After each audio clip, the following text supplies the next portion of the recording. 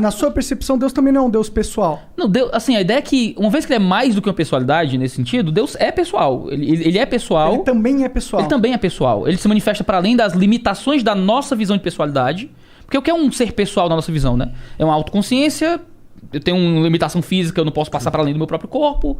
Eu tenho uma limitação histórica de onde eu vivi e tal. E Deus, ele é uma pessoalidade. Quando a gente fala pessoalidade, a linguagem teológica é de uma autoconsciência. Ele é um ser, uma pessoa, é a linguagem tradicional da teologia, que se entende, tem uma autoconsciência, sabe quem é, tem sua própria pessoalidade e personalidade. E isso se manifesta no Pai, no Filho e no Espírito Santo como 3 autoconsciências, como 3 pessoas.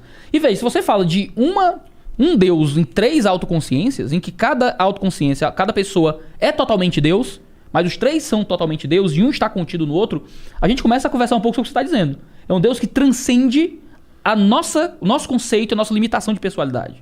Então, quando eu digo Deus é uma força, Deus é uma energia ou uma lógica, a sensação que me passa quando eu escuto isso é que Deus é menos que uma pessoalidade. Ele é como se fosse uma energia informe que talvez nem se veja como Deus, nem se perceba como existente, mas que move a gente de alguma direção ou algo parecido. Talvez ele não se... Concordo, é meio um pouco essa minha visão. Talvez ele não tenha a nossa percepção de Deus. A gente tem uma percepção... Talvez ele só tá... Deus só esteja existindo e nem sabe que ele criou tudo isso, tá ligado? Eu não sei o que é Deus. Essa é a parada. Eu não sei o que é. Pra mim, essa lacuna tá aberta. Ele pode ser esse Deus pessoal e eu sei que... Mas talvez ele não seja. Ele precisa ser. Se Deus ele conseguiria encarnar na Terra, eu não acredito que ele conseguiria. Porque a partir do momento que ele se materializasse como um indivíduo, como ele não seria mais Deus. Seria outra parada. Um dos grandes mistérios do cristianismo é justamente como é que isso foi possível mesmo. A linguagem que é usada em Paulo, a linguagem que é usada nos evangelhos, é uma linguagem mesmo do absurdo quase, né? De como é que Deus vira homem. Como é que o autor da vida nasce de uma mulher, né? Como é que o verbo eterno tem que aprender a falar. Como é que o incontido entra num corpo, né? Como é que o autor da vida morre, sabe? E realmente essa sensação tem que ser gerada na gente. Como é que pode isso? Isso é absurdo, cara. Mas esse é o grande absurdo da mensagem do evangelho. De que a gente tem Deus, um ser pessoal, segundo a visão cristã, segundo a visão judaica, da maioria das religiões monoteístas do mundo, um Deus pessoal, que olha pra gente na nossa miséria, no nosso pecado, nas nossas falhas, e escolhe se tornar como nós para se tornar uma ponte entre nós e ele. Não é? Isso é uma mensagem que, sim, é absurdo. Como é que Deus vira gente, cara? Eu não virava gente. Se eu fosse Deus, papoca todo mundo e tal, e vai. Eu não sei, você... Eu entendo. Entendeu? Assim, Se fosse eu, que se dane todo mundo, entendeu? Assim. Mas não, tem um Deus que olhou com misericórdia e com amor, entendeu? E que se tornou participante da nossa vida para ser o modelo perfeito que a gente recebe quando crê nele, sabe? Isso é uma coisa maravilhosa dentro da mensagem cristã e da visão cristã das coisas, né? Sim, mas eu acho que aí a gente tem 2 interpretações dessa passagem, dessa mensagem. Você pode ter uma interpretação literal da parada, que é Deus realmente é Jesus, ele se materializou através de Jesus e trouxe o ensinamento dele, ou Deus habita todos os homens e toda vez que a gente nasce, Deus nasce junto com a gente e Jesus, ele simbolizou alguém que nasceu e soube escutar a parte de Deus que nasceu dentro dele. Não que ele seja Deus em si, mas sim que ele seja um avatar daquele que se aproximou, pelo menos na nossa história da humanidade, ao máximo daquilo que está dentro de todos nós. É uma teoria muito bonita. Só que não é o que ele diz acerca dele mesmo nos evangelhos, mas né? É que a interpretação do que ele diz é muito aberta. Não dá pra você... Em algumas coisas, com certeza. Sim. Não é? Quando a gente vai lendo a mensagem dos evangelhos, vai lendo tudo que a gente tem sobre Jesus, né? Que é a Bíblia e alguns relatos históricos um pouco difusos, mas a Bíblia é o principal relato histórico sobre Jesus. A gente encontra um Cristo que fala de si mesmo, não é? Que fala acerca de si, e algumas vezes ele fala parábolas, coisas difíceis de interpretar e tal, mas é isso ou é aquilo, e os teólogos ficam se matando e justificando seus salários, de ficar tentando descobrir o salário, o que é essas coisas, né? Mas a maior parte da mensagem do evangelho é uma coisa muito simples. A maioria das pessoas, o grande problema é a tradução, né? Às vezes você pega a tradução bíblica mó arcaica, mó difícil e tal. Mas a Bíblia foi escrita no Novo Testamento em um grego chamado grego vulgar. É o grego koiné. Não era o grego clássico dos filósofos, era o grego do povo. Então o Novo Testamento era um livro fácil de ler. Qualquer pessoa entenderia o que estava escrito ali. Claro que tem a barreira de tradução, aí você às vezes pega uma tradução muito arcaica, é difícil. Já existem hoje, muitas traduções são muito fáceis, não é? Nova tradução da linguagem de hoje, nova versão transformadora, a mensagem e tal. Alguns parágrafos de traduções que repetem essa facilidade do texto, né? qualquer pescador, qualquer pessoa letrada, qualquer um que ouvindo a leitura do Novo Testamento, entenderia o que está sendo dito ali. Porque é um texto fácil, simples. Não foi feito para ser um texto cheio de metáforas e coisas obscuras e conteúdos para colocar aqui o texto e fazer e achar a mensagem oculta da Bíblia. Não é nada disso. É uma narrativa muito simples. Um cara nasceu, cresceu, alegava ser Deus, dizia que as profecias do Antigo Testamento eram sobre ele, fez um monte de milagre para provar que ele realmente era divino, morreu, disse que ia ressuscitar, ressuscitou, e 500 pessoas e várias pessoas lá na Galileia testemunharam isso e escreveram dizendo que não, a gente viu isso acontecer, né? E quando colocaram eles diante de uma cruz romana, pô, você nega e diz que é mentira ou eu te mato, disseram, não, pode me matar porque não é mentira não, né? E morreram por isso. Esse relato apresenta um Jesus que se coloca como o único Filho de Deus, como o enviado do próprio Senhor, não é? E isso é muito diferente daquilo que ele mesmo fala sobre os cristãos, que recebem de Deus quando encontram conversão, ou mesmo da chamada imagem de Deus que está em todos nós, né? Todos nós somos criados à imagem de Deus, o monarca é a imagem de Deus, Igor é a imagem de Deus, a equipe aqui toda é a imagem de Deus. E essa imagem foi quebrada pelo pecado.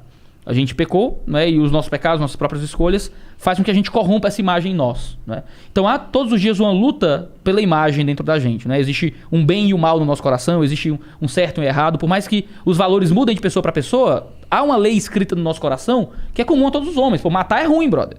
Quem mata geralmente é uma galera particular da sociedade que é excluída e tal. Estuprar é horrível. Se colocar contra os outros, roubar o que é dos outros é ruim. Então, e isso é comum a muitas culturas, né? Porque existe uma coisa, um imperativo uma lógica moral universal que rege todos nós. Um imperativo moral que existe dentro de nós que vai mudando de pessoa para pessoa. Uns são mais abertos, outros menos. A sociedade vai criando outros valores. Ou a gente vai aprendendo valores ruins também, dependendo do contexto social. Claro, se sacrificava pessoas, virgens isso, e tal, exatamente. Até hoje, tem tribo indígena que sacrifica criança. No Oriente Médio tem mulher que tem que morrer junto com o marido. Assim, essa loucura toda, né? Então, assim, a gente tem um Cristo que se diz Deus. C.S. Lewis, ele escreveu um livro chamado Cristianismo Puro e Simples. O cara escreveu Crônicas de Nárnia. Que ele disse que existem 3 possibilidades sobre Jesus. Ou ele era louco, ou ele era mentiroso, ou ele era Deus. Porque se chega um cabo aqui e diz, brother, eu sou Deus. Pensa no Henrique Cristo. Sabia que ele ia trazer o Henrique Cristo. Se o Henrique Cristo chega aqui e diz, brother, eu sou Jesus, ó pai. Só tem 3 paradas possíveis pro Henrique Cristo. Ou o cabo é doido, crê fielmente que é Deus sem ser, então é pirado. Ou ele é mentiroso, tá num personagem há muito tempo, que ele sabe que não é Deus, mas finge que é. Ou ele é Deus. Ou ele tá falando a verdade e tem razão. Ou ele tá falando por metáforas. O Henrique Cristo? Não, Jesus no caso.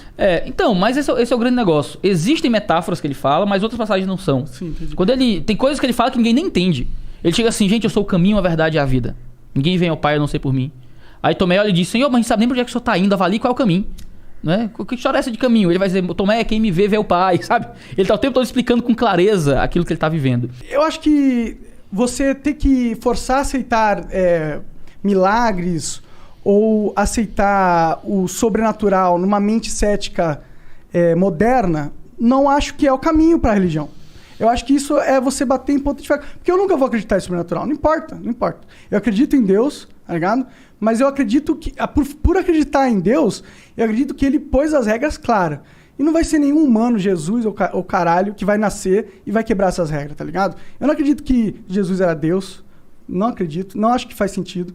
Eu acho que o máximo que Jesus poderia ter sido, na minha visão, foi um cara genial, um filósofo genial, um intérprete da sabedoria passada de milênios e milênios durante a humanidade, entendeu? E esse cara teve a genialidade de condensar essas histórias e ser um avatar para elas, pelo qual eles pode ter criado uma organização na época que perdurou até hoje e ela foi muito importante para nossa sociedade. Mas eu nunca, na minha visão de vida, nunca vou conseguir imaginar Deus ou Jesus como um mago ou alguém que realmente tinha poderes de transformar água em vinho e tal. Eu imagino ele, eu acho que a sabedoria divina, a verdadeira beleza dessa porra não é que Deus vai dar poderes mágicos pra gente, entendeu? É que se a gente conseguir realmente parar pra pensar o que é Deus de verdade, e a partir do momento que você meio que identificar o que você acha, agir de acordo, os milagres acontecem, mas não é porque é milagre de verdade. É porque vai parecer milagre, tá ligado? Porque você não vai acreditar. Se você não acredita em Deus, você não vai acreditar que é possível as coisas. E aí você passa a acreditar, milagres começam a acontecer. Eu acho que vem disso. Eu não consigo ter essa interpretação mágica. Caralho, pensei que ele fosse chorar. Por um segundo eu imaginei também, mas... Cara, ainda bem... Nesse ponto, cara, eu fico feliz de não ter tido esses 3 anos sabáticos do Monark, que ele ficou lendo e estudando toda essa porra aí.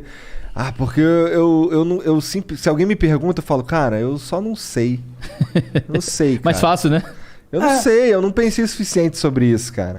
Tá Mas ligado? o ponto que o Monark colocou, é isso que eu tenho dificuldade de acreditar, do lado de cá, né?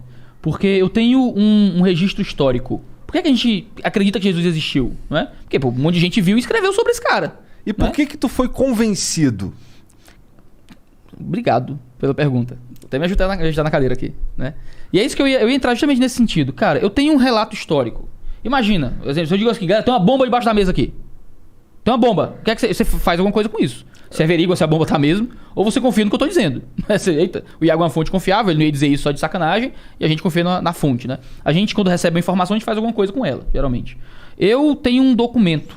Esse documento foi escrito por alguém, sobre outro alguém, não é? Esse documento é o Novo Testamento. Esse Novo Testamento fala que teve um caba que nasceu, viveu, fez um monte de coisa impossível pro ser humano, ressuscitou morto, curou aleijado, pregou o evangelho pros pobres, é o que tá escrito lá, não é?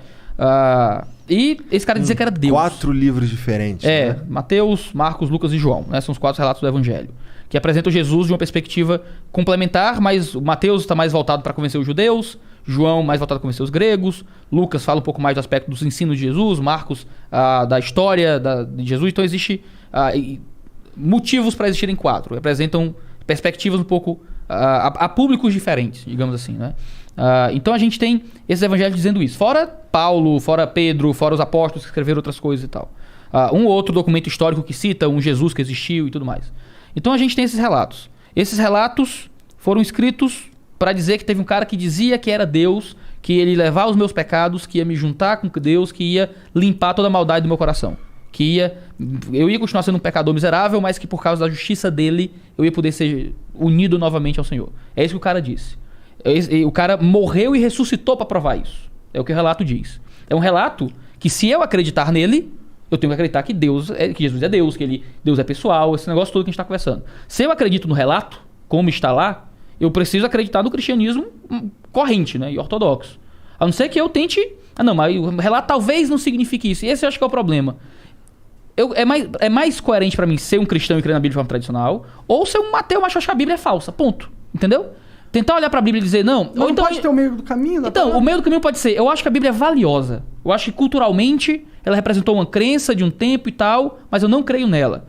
Também é uma possibilidade. Tentar reinterpretar a Bíblia para significar alguma outra coisa diferente, um Jesus que na verdade era, mas não era... Isso é usar o texto como quiser. Eu acho que isso a gente não consegue fazer de uma forma que respeite o texto e a arte da interpretação.